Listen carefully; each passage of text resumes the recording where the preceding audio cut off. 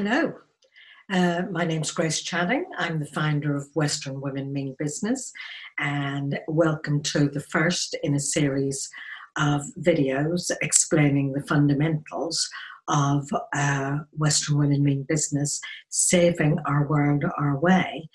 Who are we? Why have I created this group? What's it about? What do we do? And what's the big ideas? So in this first video, I just want to introduce the group.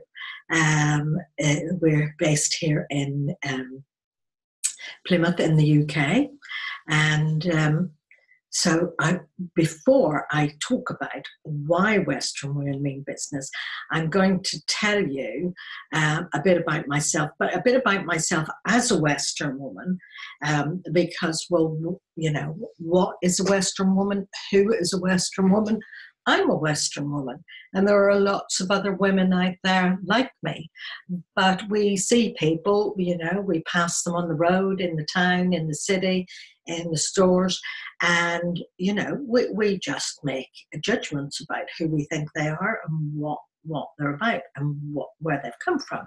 So I am just, I think, a fairly typical Western woman, and I thought I would tell you something about my story.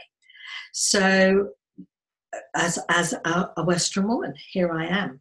So I want to illustrate a point with this. So what is this, you might ask? Well, my story actually begins with my mother's story. And in truth, I didn't meet my mother until I was in my 30s. I was born illegitimately in Belfast in Northern Ireland. And this is where my mother grew up, my birth mother, who I never lived with her, as it happens. So you'll see here in this room, there's about 200 beds here, if you kind of stop to count the rows, and given that we're not at the end of the row. So there's a couple of hundred beds there. And if you look here, there's a doorway, and through that doorway is another room the same, with more beds. And this is a photograph taken in the industrial school in Westport in the west of Ireland. There were lots of these around Ireland, and they were around the UK as well. They were all over the place. Children, you talk about battery hens today, children were crammed into, disadvantaged children, crammed into these industrial schools, they were being trained to provide a workforce for industry. This is at the beginning of the 20th century, and it fitted in with government policy. Now, my mother found herself in there with her 3 siblings because their mother died at the age of 29, giving birth to her 5th child. An unfortunate woman and unfortunate children. And this is where they found themselves, for no other reason than that their mother died. And there they were. We don't know the histories of the other children who grew up here, but we can surmise that quite a few of them had similar fates, because there was no birth control in those days, and it was deemed that women were about having children, and it was their marital duty. So that's where she grew up, and these girls were trained for girls' work, women's work. So here's the girls, children. You can see they're quite young, and with all their mops and buckets and dustpans and brooms, and it didn't matter what level of intelligence they were being trained to go into service, because industry and the rising middle class and upper class needed servants. And actually, I have copies of the certificate. I met my mother in my 30s, and subsequently I had copies of her qualifications that she got, because they got a good education. The nuns were, as teachers, were dedicated to what they were doing, and they delivered a very good education. And so my mother actually learned how to do shorthand, typing, bookkeeping, all of those administrative skills that many working class girls wouldn't have had the opportunity to do. But because she was in this place, she had access to that kind of education then. Unfortunately, she wasn't able to use it because when they left at the age of 16, when they left there, they because they didn't have a home to go to, they went into service and they went in as servants and they lived in. And it was really difficult for them to be able to go and get any other kind of work. And, you know, they were brainwashed and they were trained for service and they did not think independently. So they, you know, they were very run by the nuns, and they went to live with families who told them what to do, what not to do, when to do it, how to do it. And that's the way life was then. And I'm kind of telling you this to draw to your attention that, you know, this is less than 100 years ago. This is my mother, her generation. This is how they lived. Hundreds and thousands of other women's parents lived this way and had this kind of life.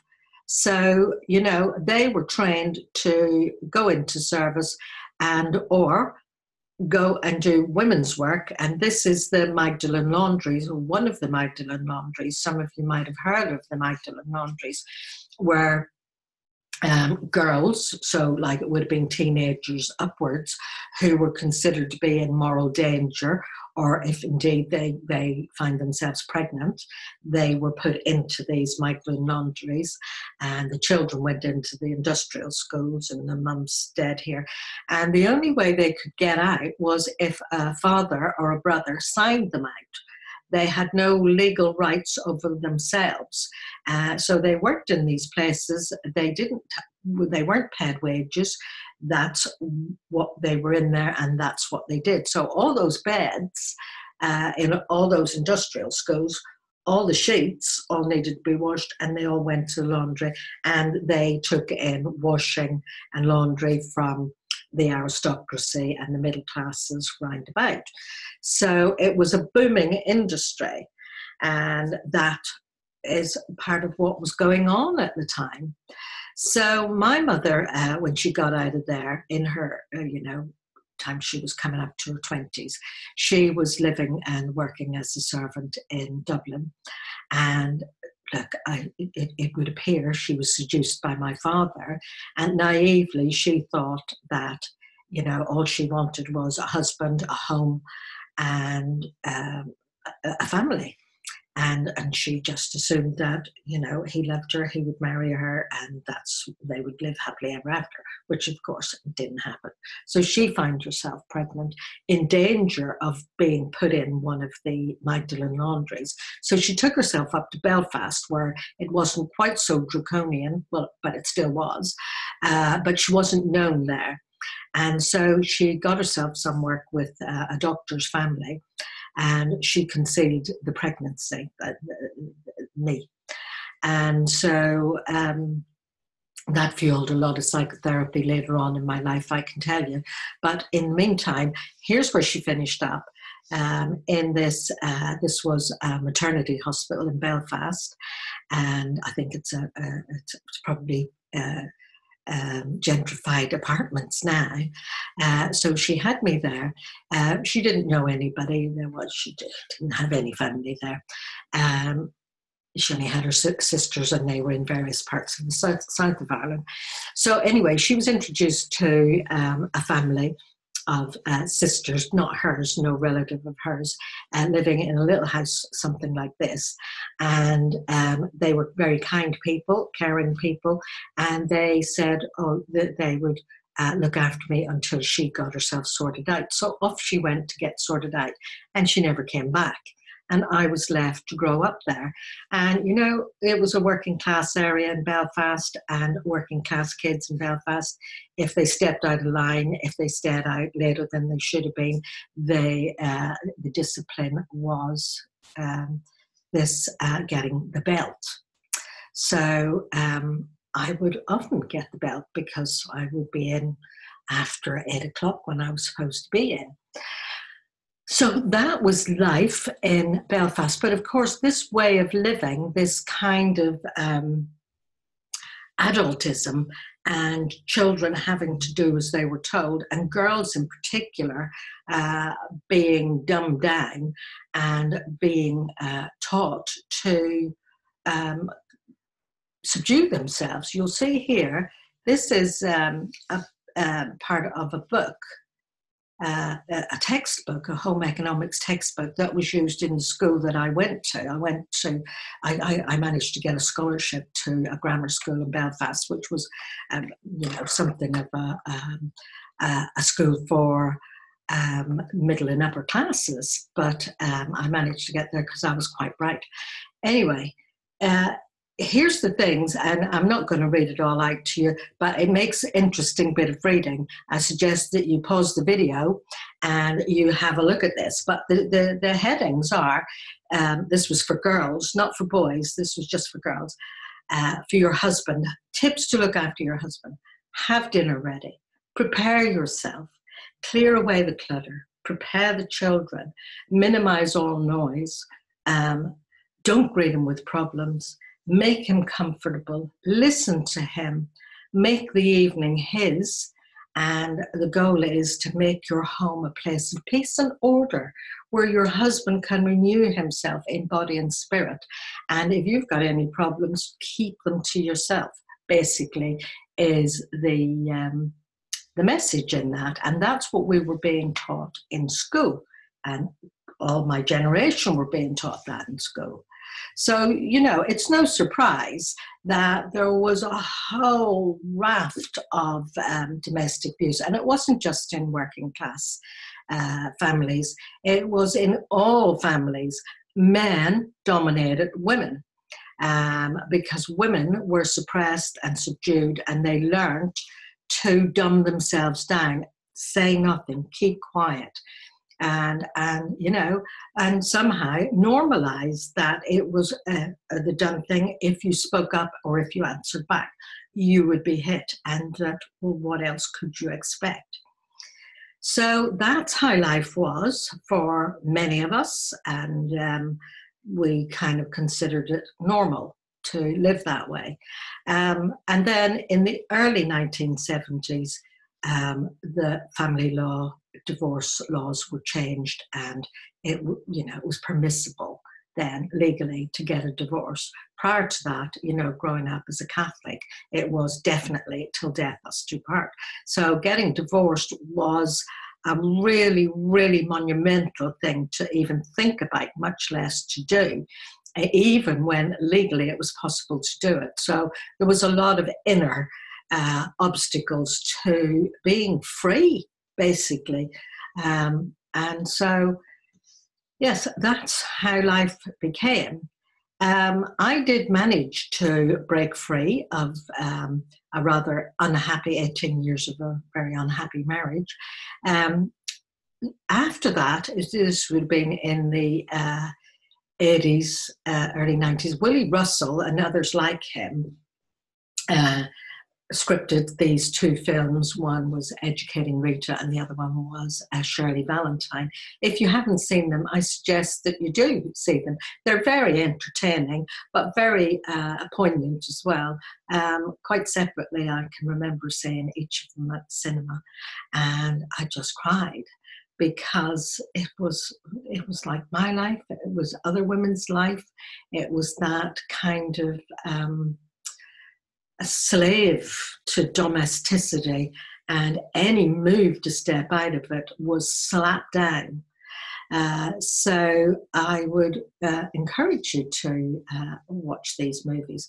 In Educating Rita, one of the scenes is, this is a pub scene, and it depicts a typical life of a typical girl. Here's Rita. She was a hairdresser, and Rita was quite clever, and she was used to going out with her family and her husband at the time. And they would all go to the pub every Friday, sit at the same table, sing the same songs, have the same conversations. And Rita was outgrowing this, but she was in that this is what we do. This is how wives are supposed to be. This is how they're supposed to be treating their husbands. This is the way they're supposed to behave. And she was feeling trapped and stuck. And this is her mother here, who rather wistfully in the scene, you can find it on YouTube if you want to have a look. You'll find it on YouTube, where her mother rather wistfully says, there must be better songs to sing than this. And, you know, Rita was thinking, yeah, there must be better songs to sing than this. And she signed up for an online Open University degree with an occasional tutor who was at Trinity College, a part played very well by Michael Caine. Brilliant film, movie, do watch it. So she was doing this degree and squeezing it in between working hours. Her husband was not happy about this. And here we have a scene with him. He took all of her books, and, you know, he was supported by her family, his family. What was she thinking of doing a degree? Who did she think she was? She should be focusing on being at home and getting pregnant and having children, which of course was exactly what I did. So he's burning all her books. And, you know, by this time I had got divorced, but I so resonated with that scene because actually I was had done an A-level in English literature with a mind to do a degree myself before this film came out. And my husband at the time took all my books and ripped them all up and put them in bin liners. And, you know, that was the final straw for me. I remember that day thinking, I didn't say anything. And I just thought, well, you know, one day I'll have wall-to-wall, floor-to-ceiling books. And I have. So that's a different story. So this is the story of many women of the time. These films were made depicting how it was for women. And these are your mothers and your grandmothers. This is the lives that they were living. And, you know, some aspects of that comes down to you, comes down to your conditioning. So I'm telling you all this, not just to talk about me, but for you to become aware of the influences that have come down to you in your life, the transgenerational influences. So eventually I went to AlAnon, which is a group for family members of alcoholics. And I went along looking to get some guidance, some kind of sanity. This was before my divorce. And one of the women there said to me, you are the master of your fate and you are the captain of your soul. And I thought, you know what, you must be crazy because I'm not master of my fate and I'm definitely not captain of my soul. My life's being run for me. I feel stuck and I feel trapped. And, you know, I hung around as they suggest that you do in AlAnon. They say stick around, come to at least 6 meetings. And I did. And eventually the penny began to drop and I realized I am master of my own fate. And so are you. I am captain of my own, of my soul and my own ship. And so are you. But, you know, it took a while for me to grasp that. And nobody said it was going to be easy, but I realized I could take hold of my own life. And it was not easy to extricate myself from the situation I was in. But one day I read this book. It was just called Gestalt, and it was written by Fritz Perls. And this sentence just jumped out at me and really spoke to me. And I read it over and over again. And in fact, in the years following, it became my mantra. And it really did help me to rewire a lot of the conditioning that I had. And I recommend anybody to take it on board and use it as an affirmation. And it's, you know, you did not come into this world to meet up to anyone's expectations, and you do not have to justify yourself to anyone. And I looked and I thought, really? I don't have to justify myself to anyone? I don't have to meet anyone's expectations? Really? And, you know, I realized, oh gosh, such a relief, because I had spent my whole life trying to meet somebody's expectations, other people's expectations, trying to justify myself if I wanted something or needed something, you know, that I had to justify it and explain it. And I was constantly explaining myself. And I realized that I was living, I was living as a people pleaser, trying to get approval, not be disapproved of. And actually, even to this day, we're in 2019, I realized that loads of women all around are still dumbing themselves down, are still being people pleasers, still trying to meet up to people's expectations, still justifying their needs and their wants to everybody. And actually, this is a breakthrough point, realizing you don't have to do that. You can be master of your own fate. You can be captain of your own soul. But it's a real process. It's like a caterpillar moving through being a chrysalis before it gets to be a butterfly. And that chrysalis stage is really dark and tight and difficult, but it is worth going through. So what happened next was I was coming alive rapidly, still stuck, still in a difficult situation, but becoming aware. And, you know, this book here by Wayne Dyer, Pulling Your Own Strings, How to Take Control of Your Life. It was life-changing for me. I've always been an avid reader, and somehow I came across this book at the time. Wayne Dyer's dead now, and he went on to become a very prolific writer for Hay House. But this is one of his early books. And I remember reading it, and once again, jaw-dropping, realizing I was allowing everybody to pull my strings. My mother had contacted me at the time, and that's a whole other story, but she was pulling my strings from afar, still not owning me, still not acknowledging or telling anybody that I was her daughter. She was telling everybody I was the daughter of a friend, and my husband at the time was totally manipulating me and pulling my string. And that was an eye-opening book.